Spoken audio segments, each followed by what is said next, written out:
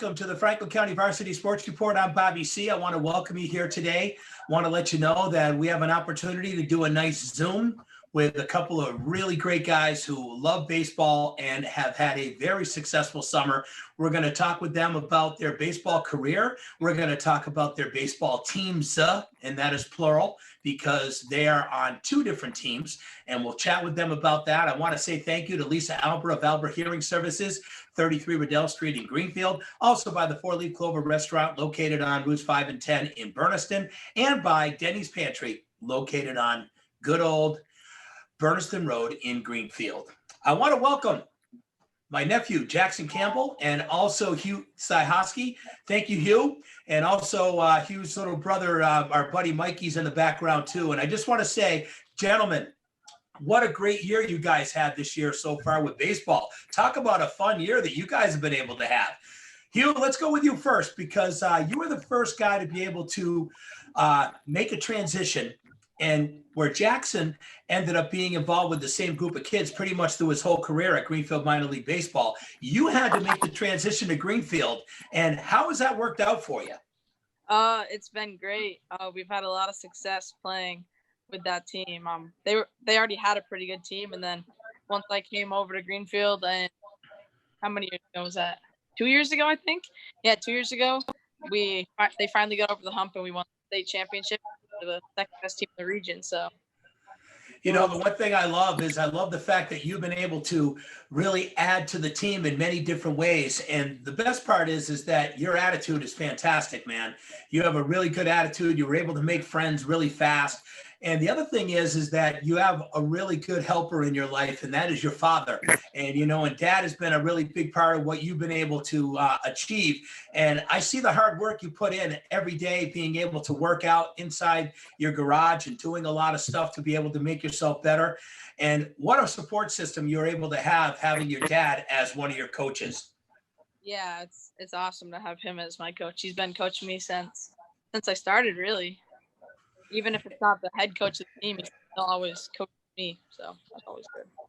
You know, another thing that we love about you too, Hugh, is that you have a lot of talent. You're going to be one of those kids who's going to do really good things. And I think it's because of the mental factor of yourself. You've got a really good head on your shoulders. And I think that that's going to be a big key in how well you're going to end up doing as you get into middle school and high school sports. You're going to only get better and better because you have the mental toughness that's going to make you get to that level. And as we all know, when you're first young and you end up moving up and you start, like, well, I know you were doing some JV basketball, you sort of grew from that, from the beginning of the year last year to the end of the year. And it's only going to get better for you as we move on.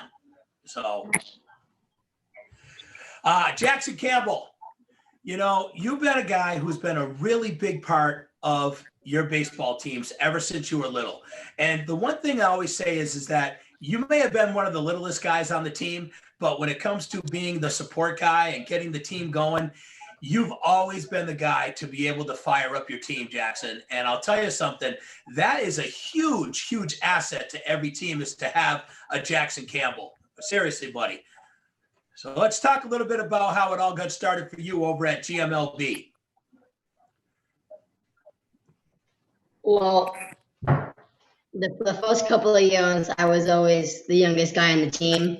So I always had to be better than the person that was older than me. So I kind of knew where I stood. And then once I got the kids from Northfield and Hugh, we all just kind of getting to know each other.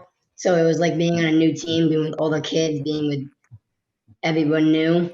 So once we got kicking, like once we all got going, we kind of knew where we stood and just played really good baseball. Well, the one thing that I love about you is that you are a gamer. You know, you go out there and you really, really work hard to make sure that you're good at your craft. And I've been very fortunate to be able to have coached you for 3 years. That was a wonderful opportunity for me as not only your uncle, but to be able to coach you as a player.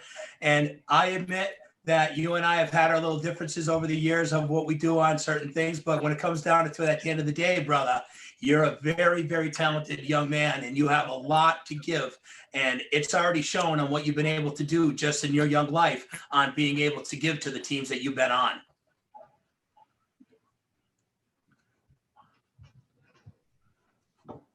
Yeah, definitely. I got a question for you. What do you like about this team that you guys had this year? Hugh, I'm going to let you go first, and then I'll let Jackson go second. Well, it was basically a lot of the kids from our 11U and 12U team, the 11U team we won states with, and then we added on a couple of the older kids that could play with us. They aged out, and I just like how we all got along pretty well most of the time, and we just always kept our heads up even when we'd make errors, and we picked each other up a little times. Jackson, what was your big thing that you got to take out of this season on Sandy Koufax with the kids that you were playing with? Wait, one more time? Yeah, what did you get out of the season this year out of all the kids that you had a chance to play with for Sandy Koufax? Well, there's a good amount of kids on that team. There's like 3 or 4 kids on that team that I didn't get to play with my whole life, but I knew they could play. And the one thing I was happy about is we were like 10-0 and we killed every team, and no one got too cocky on the team. We all just kind of knew where we stood and just kept playing baseball. No one was too cocky. Everyone just kept playing good. Hey, Hugh, I have to ask you a question. What do you feel was it hard when you were going up against teams where you were literally beating them by 10 or 15 runs? Or was it an opportunity for you guys to be able to maybe get some of the kids that didn't have experience at certain positions, an opportunity for them to be able to play those positions because there was that window with the way that you guys were beating other teams?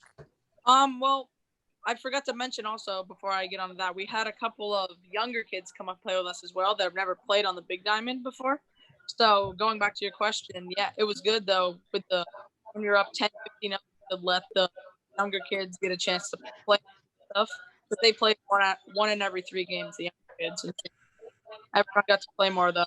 But on the other hand, it kind of got boring sometimes when we're winning 12-0, to play too much. So your attitude is that you felt that when you're winning those kind of games, it just isn't as fun because you guys weren't in any of those really close games where you had to use your mental, you had to have the mental toughness to be able to try to win those games.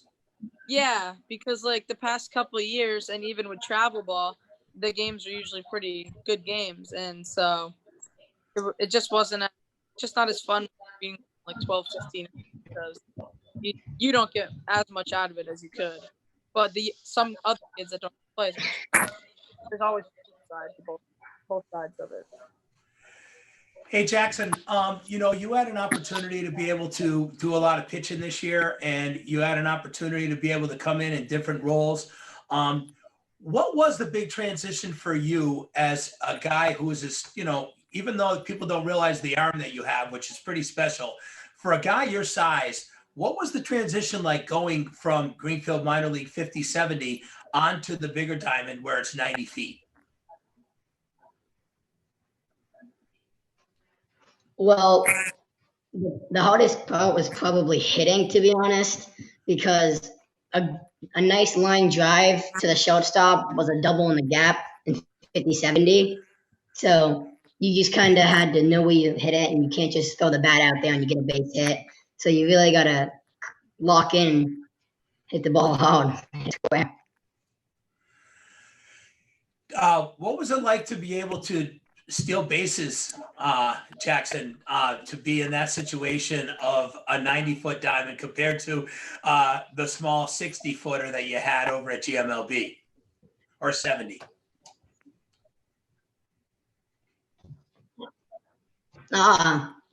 To be honest, it wasn't that different because it was a longer run, but it was also a longer throw, so it took more time for the ball to get there.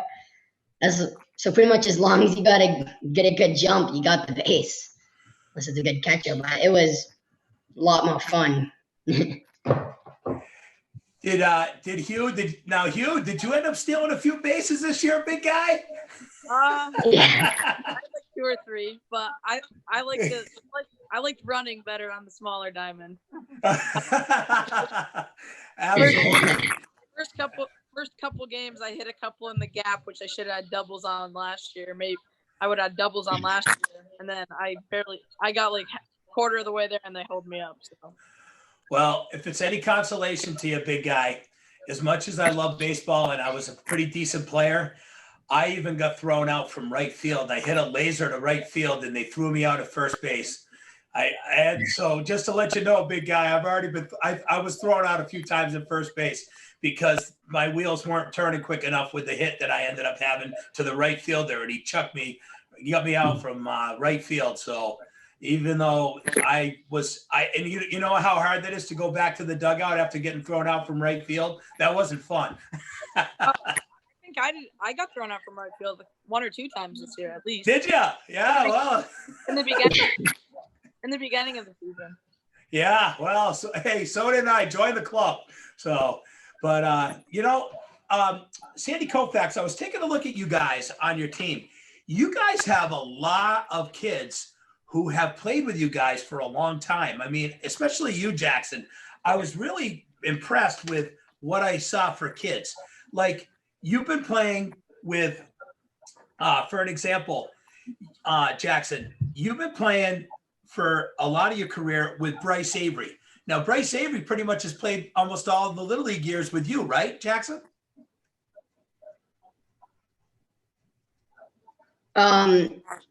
Yeah, I think the 2 years I was in majors were the only 2 years I wasn't on his team. Right, because you've always played tournament together, though, right? He was always a year older than me. Okay. But for 2 years, when I was 8, I played with him. Yes. And what about Tyler Yetter? You played a lot with Tyler Yetter over your career too, right? Lots with Tyler. I played a lot of the travel with him, the travel ball with him, and a couple years in regular season. And I also know another kid that you've played a lot with too, and Devin Doobie. I noticed that Devin and you have played a lot together too. Yeah, a couple of years ago, me and Devin used to go to all the practices together, and we did. We actually we were the 1 and 2 hitters for the 8 and 9U team, and we were together a lot. That's fantastic. I mean, that's how you build friendships, man. And you guys got a couple of new kids that sort of joined the club, just like Hugh did, and Tippinock, and also Ethan Quinn. I mean, those are a couple of kids who came from the Northfield Berniston area that joined in with you guys. And I know that must have been a nice way to build a new bond with some new players in the county as well.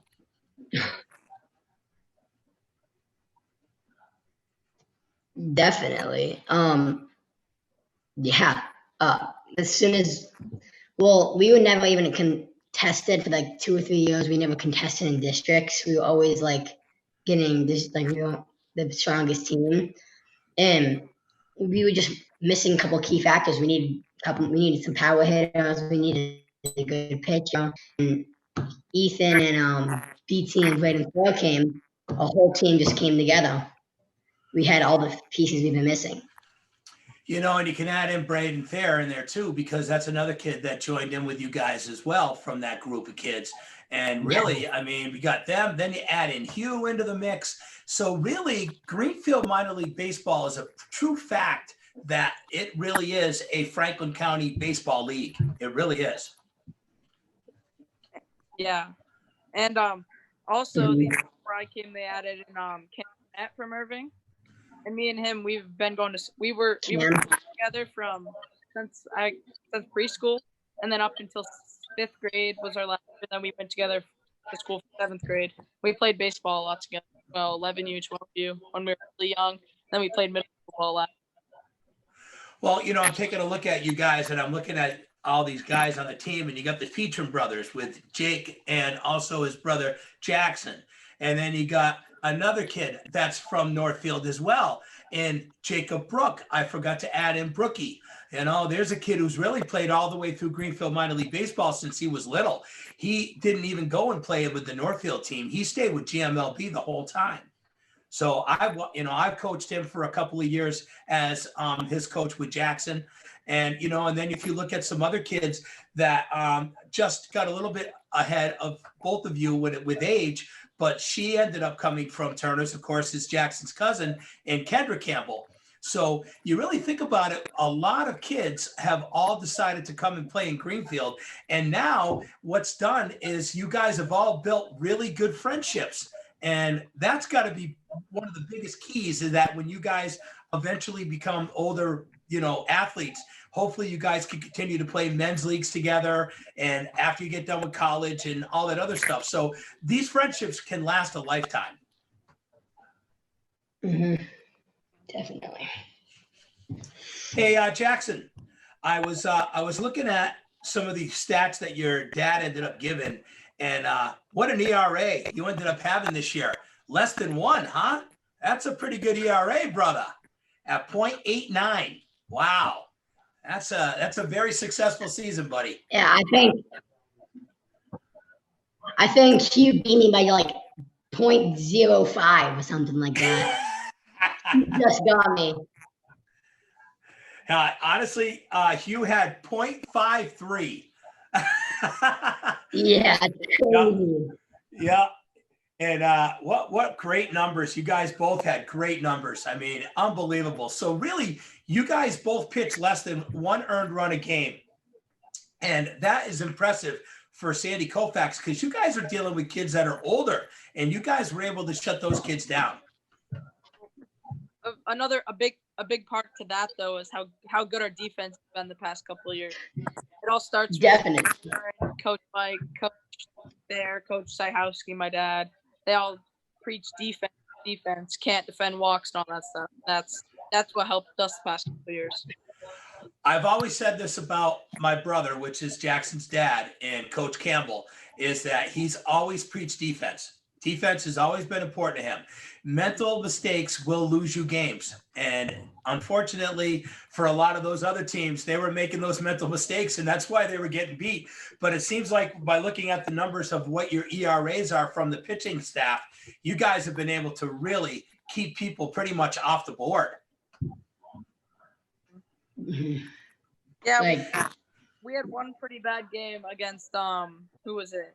What team was it? Brattleboro. We had Oh my God. We had like mercied them the last 2 or 3 times. Then we came out and we didn't. This was our one game and we beat them by 1. Like, it was a high scoring game, and we had barely given up any runs to them prior to that. So they scored a lot because they came out wanting to beat us because we were undefeated. Well, it's what happens. You know the old saying in March Madness, right? One and done. And, that's the thing is that even if their season was going to be over because of no playoffs, what better win for them is to beat the team that's undefeated before the end of the season, right? Right. Hey, I was looking at some other numbers here, guys. Before the games, Go ahead, Jackson. Go ahead. Before the games, the last like 5 games of the season, my dad, Coach Campbell, before the games always said, we're the only team in this league that's undefeated and there's no playoffs. So treat this game like a playoff game, because I know the other teams, they needed to beat us. Absolutely. And it's the truth too. He was giving you a true statement there. I mean, definitely, because there is no playoffs, because you guys weren't going to have that happen. And, we were even surprised to see that you guys even had to maybe not even really finish your season. Some teams couldn't even finish the whole year, but who cares? I look at it this way. You guys finished up your season. You guys had an undefeated year. And the most important thing, guys, you got to play baseball where some kids didn't get a chance to play at all. Mm-hmm. Yeah. So let me run down some stats here that I got. Jackson Campbell batted .387. Jacob Petrin, he was .364. Jackson Petrin really ended up learning a lot as a young player. He ended up, being a kid who learned a lot from the experience of joining your team. Doobie ended up being at 300. check this out. Doobie walked 12 times. That, you know what his on-base percentage must have been? It must have been like the kid must have been on almost every time. And that's a free run every time. Yeah. That's an automatic run as long as you don't have 2 outs. Because the kid's so fast, right? Yeah. And they were So- they threw a lot of pass balls this year, some teams too. So he got around. I think one time he got 2 bases on a ball, maybe. Pretty sure. The kid was lightning in Little League too, you know? Yeah. He's been fast all his life. That kid can run, you know. So, but also, yeah, and also another stat right here. He stole 10 bases as well. So there you have it. Devin Doobie was pretty darn good. How about Braden Thayer with a 500 on base percentage? That's pretty good. That, you know, you'll take that all day long. How about Bryce Avery? He may have only batted 300, but he ended up walking a lot too, and he ended up with an on base percentage of 622. So, you know, your buddy Cam Burnett, 7 RBIs, 5 runs, you know, that he was able to score.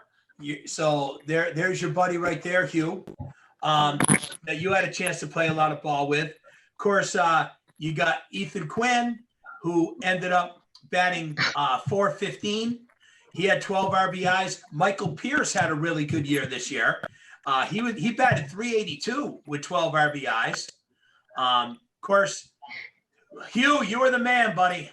You were the man. 14 hits, 19 RBIs, a 467 batting average. Dude, you almost batted 500, man. That is an excellent, excellent season at the plate, brother. Thank you. And Jackson, come on, man. 387 on the big diamond? Little guy like you, that's fantastic, buddy. That is fantastic. So you guys have worked hard. And I just want to say I want to congratulate you all. I wanted to make sure that I had a chance to give you guys some of those stats so your other players could be able to hear their name on the team. You know, now the big question is what's it going to be like next year? Because half of your roster is going to be going up and being able to be qualified to move up, but then the other half are going to stay down. Now, Hugh, will you be going up? I have to. I'm 14 right now, but I can play. I play 13U for travel box of a cutoff, but it's a completely different cutoff for Koufax. So I'll have to play middle or post, which hopefully a lot of the kids that could play on might still play up to mantle maybe if Coach Aaron wants to coach that. Yeah. So Jackson, are you willing to go up if Dad ends up coaching? Are you willing to go up and play up again, being the younger player again? Yeah, we already talked about it. We're not doing Sandy Koufax again next year. Okay. So you'll go and try to get Dad to be able to coach the Mickey Mantle team, and if that works out, then Hugh, you'll probably end up staying with this group of guys. Yeah. Mm-hmm. Yeah. Maybe Coach Cyhowski can take over the team or something with the younger kids. That'll be great because he's a great coach and he's really good with the kids. So there's another one too. Let's bring up. We got to bring up his kid. We forgot all about our buddy there that was all part of the younger kids group. Is not only was Jackson Petrin one of the younger kids, but also we can't forget about the youth of the team. And you know, when you're looking at the youth, you got Tyler Yetter, and you also got Luca Ciano. So really, it was 3 younger players that came up to play with you guys this year, mm-hmm. that got that extra year of experience being able to play with a really good team. Mm-hmm. And if you guys weren't so good, I bet you they wouldn't have got as much playing time, right? No, Coach Aaron wanted to be pretty fair about it no matter how we played. He had it set up to where everyone sat half the game once every 3 games, and then the younger guys played the full game once every 3 games. Pretty sure that's how it works. Oh, cool. So they really got a great opportunity. So just say you guys played 15 games. That means those kids were guaranteed to play 5 of those games, the whole game. That is awesome. That's great experience right there. Yep. Well, you know what helps too is that you guys all know each other really well. And I just want to say congratulations to the Sandy Koufax team of 2020 on being able to have an undefeated season. Congratulations to your team, all your players. Congratulations to you two guys on what you did with them. But I'm going to slide right into another cool thing that you both have been involved in. And this is why I wanted to have you two in my interview here today. Now, Hugh, you've had an extra year advantage of this over Jackson, but you joined a team called the Ravens based out of New Hampshire. And I think you guys, if I remember correctly, in doing some homework that I've done, that you guys play your games normally at Franklin Pierce College. We would. Yes. Right? On the turf. On the turf. That awesome turf field. I love that field. That is great. But this year, you guys did a lot of your games in Keene instead, right? Where the Swampbacks play, or is it the backfield? Most 90% of the games we played there were on the backfield. We had like 3 on the front field, 1 doubleheader. Yeah, We got a game this weekend there as well. Hugh, how did you get the opportunity to be able to play with the Ravens? And then we'll talk with Jackson a little bit after that as well. Let's talk about how it all began for you to be able to be this kid from Massachusetts, from Western Mass, going into a different state, playing with a bunch of kids you don't even know, and have an opportunity to be able to play baseball. So I've played on travel teams like that the past 2 years, and I was looking for a new one this coming year, last summer one actually. So we were at our state tournament for 12U, and the coach from Ashburnham, Westchester, our coach now for the Ravens, he was talking to Coach Mike, Coach Aaron too, about his travel team, telling us about tryouts. So then they spread the word to all of us, and a couple of us went out and tried out for them, and we all made it. Me, Jackson, Braden, and Ethan. Braden Tipniuk and Ethan. So yeah, that's how it all started. Well, you know, the thing is, guys, is that you guys get to bring some of the energy of Massachusetts up there in New Hampshire to be able to be a part of that team. And really, what do you got? Is it a 15-man roster? 12 or 13. 13. And you guys are 12. filling 5 of those? 12? And you guys are filling 5 of those spots from locals? 4, but yeah, 4 okay. right now. Okay, 4. Okay. Now, how much playing time have you guys been able to see with that group? I've seen pretty good playing time. I mean, let's see. I mean, I got to pitch around to play the field. Yeah, I've seen a pretty good amount. How about you, Jackson? How much time have you been able to see this year, bud? I've gone a good amount of time. I'm not the biggest pitcher on that team. I've only pitched 2 innings, but I'm not complaining. Have you enjoyed the experience of being able to play with the Ravens? Oh, definitely. I've made a lot of new friends. I've new coach. My dad and my family, like my uncle, you've always been my coach. My dad's always been my coach. So it's been a good experience having a different coach. Well, that's because that's going to be part of life, bud. As you get into older in college and everything else, you're going to have a new guy. So you might as well start now with this group of people that you guys get to play with over in New Hampshire.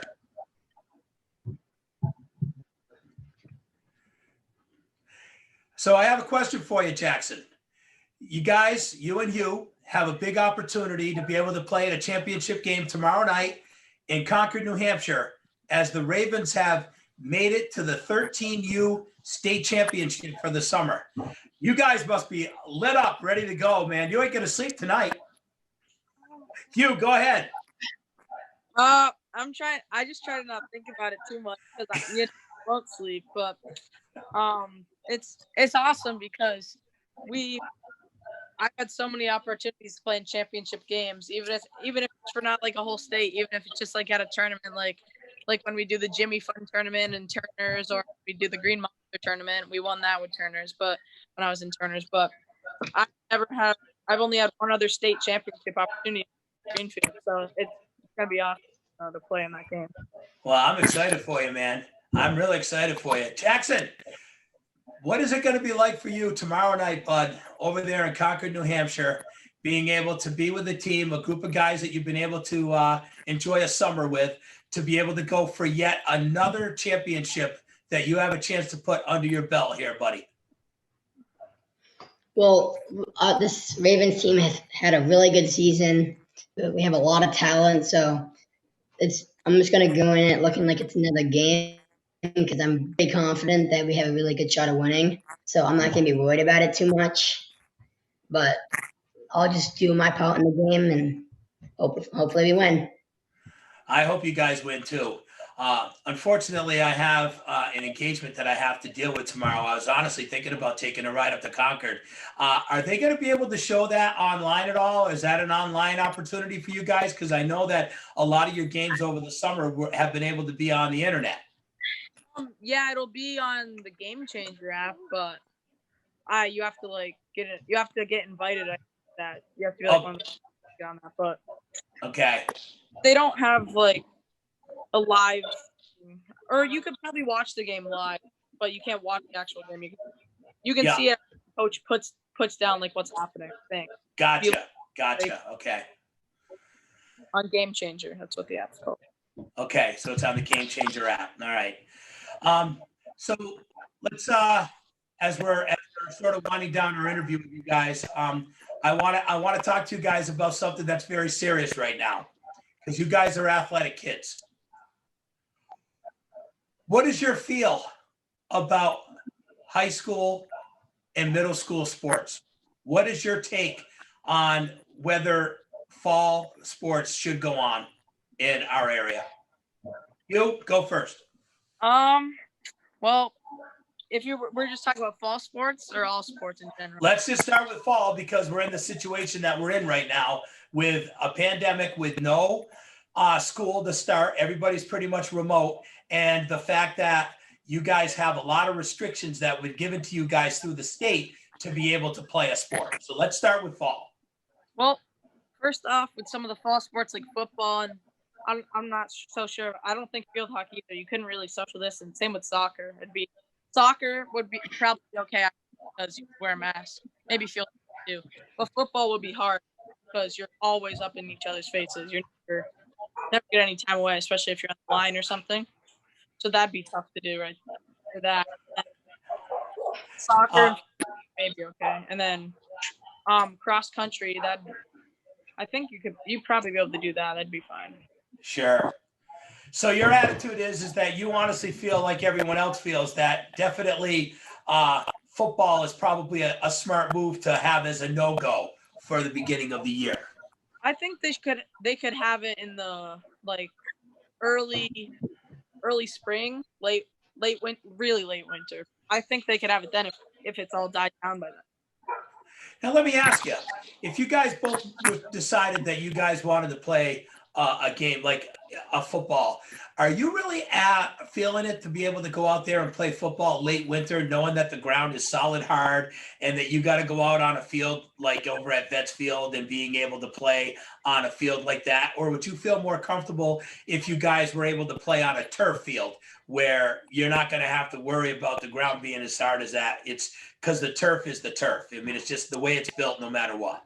Yeah, well, first off, with turf, you get a lot of turf burns, but it'd probably be better to play on than the hard ground. But it'd be cool to play in the winter.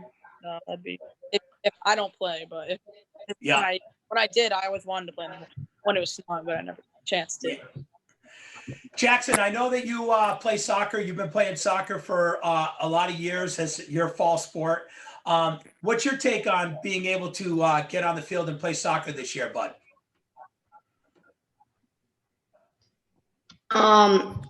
Honestly, I think all sports should go on, but not all of them. I think they should take some winter sports or some spring sports and put them in the fall so we can have other sports go on later in the year. So maybe the pandemic goes down a little bit. But me personally, if there is fall sports and there's any regulations like mask wearing, blah, blah, blah, I'm most likely not going to play because that's just, you don't want to be wearing a mask running around. I couldn't agree more. first thing I'm thinking is they want these kids in soccer to be able to run around with masks on. And not only that, Jackson, but they want 8 different balls that they want per game. And they also have it set up that you guys can't slide tackle. It's almost like you're taking away half of what makes soccer fun, Jackson. Right. I mean, I don't know. Yeah, go ahead, Hugh. Go ahead. Well, yeah, I played soccer last year too. But I'm not gonna play this year. Just focus on baseball and basketball. But I don't think I'd be able to do it with the mask and stuff. Even playing in the goal wouldn't be bad, but out there in the field, you got to run the whole time. You'd have to take a lot of breaks. You'd have a lot of kids if you want to take breaks. So, and Greenfield doesn't have a lot of kids, I don't think. At least. So that means if there's not a lot of kids, that means that the kids that are out there are playing majority of the game and they're running around for the whole time. And that's going to be really hard for guys like Jackson who doesn't feel comfortable wearing a mask for the whole game. Right. Well, yeah. I remember one of our umpires, he almost passed out because he had the mask on the time he didn't take it off. He was getting loopy and almost passed out. Yeah, I mean, it's hard. I mean, think about it. You know, how many times have you guys had to go out and play Little League with a mask on? You've never had to do that until this year. And at the beginning of the year, all those restrictions with practicing and everything else, you guys had to sanitize. You guys had to keep social distancing. So you guys even had a chance to really see what it's like to have to make those changes over the summer. So think about these kids that haven't played a sport all summer, and now they got to go in with these new guidelines. I think a lot of these kids are going to screw up. They're going to do things they're not supposed to do. Mm-hmm. Definitely. Yes. Yeah, we had a problem with Go that. ahead, Hugh. At the beginning of the season, we had a problem with that. Kids not wanting to wear their masks and stuff. And then we started to get better at it. Yeah. Now, Jackson, I got a question for you. Basketball. We're going to slide into winter. We're now through the fall. We're now adding 2 elements together: flu season and COVID-19. And it's Do you feel it's safe to be able to go into a season without a vaccine of COVID into the flu season to start playing basketball? What's your take, Jackson? Not just basketball, hockey. Like Exactly. That's a big sport too. Like there was actually last week, one of my friends, on his hockey team got coronavirus, so they all had to cancel their tournaments. And I don't think it's gonna work unless they do find a vaccine, which is great. Now, do you feel so as of right now, if you guys were looking into a crystal ball, are you feeling that basketball could possibly not go this year as well as high school hockey? Yeah, I don't think it's gonna happen unless they do find a vaccine. I don't think any of the winter sports will happen because they're all inside unless it's skiing, which I don't think we have to do. So. Yeah, the only thing that's outside, guys, is downhill skiing, and you can social distance with that, but that's it. That's all there would be downhill skiing. And, I'm going to tell you another sport in the fall, guys, I'm not so sure about either. Volleyball is the same way, right? Volleyball is the same way. You guys are sort of on each other. You guys are, the ladies are hitting the ball and they're near each other. So there's another sport that could be sort of on the bubble of whether it's safe or not, is volleyball. And they're inside too, so that doesn't help either. Because with some like how we play baseball, we're outside and we're social distance most of the time, so it's not nerve-wracking really. And I've seen the way that you guys have been able to stand on the outside of the fence of your side of, if you're on the right side of the field, you guys sort of all social distance. And honestly, I've noticed that sometimes that they're asking you guys even to wear masks while you're sort of on the sidelines until you have to go up and hit or whatever. Is that true that you guys had to do that during the year? Yes, and towards the end of the year, they started to make us wear masks while we hit and run, and I think when we're on first as well. So. Wow. So you guys did have to run. Yeah, that was bad. That was bad, Jackson. But then once we But playing in New Hampshire with our travel team, they didn't really have as many restrictions, so we only had to wear more than 6 feet, but not like when we're hitting or on the bench, as long as we're not close to each other. Well, you're absolutely right, because if you look at the restrictions in New Hampshire compared to Massachusetts, it's night and day.